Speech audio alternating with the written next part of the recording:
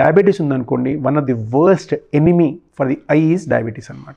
డయాబెటీస్లో ఏమవుతుందంటే blood sugar తరిగినా కొద్దే microvascular changes అంటారు. Microvascular changes అంటే చిన్న ఫ్రెజైల్ బ్లడ్ వెజల్స్ రెటినల్లో ఫామ్ అయిపోయి అవి చిట్లిపోతాయి అన్నమాట. సో ఈ రక్తనాళాలు అనేవి కొత్తగా ఫామ్ అయ్యే రక్తనాళాలు, దీన్ని డయాబెటిక్ రెటినోపతి అంటారు.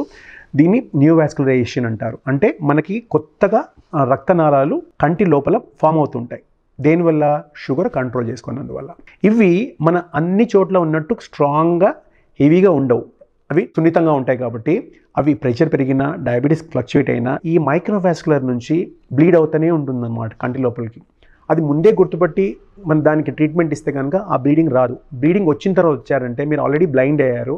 ఆ రక్తం పోయే వరకు అది వచ్చిన తర్వాత కూడా ఎంత చేయగలుగుతాం అనేది కష్టం. కాబట్టి డయాబెటీస్ అనేది regular fundus examination, retinal examination చేయించుకోవడం చాలా ముఖ్యం.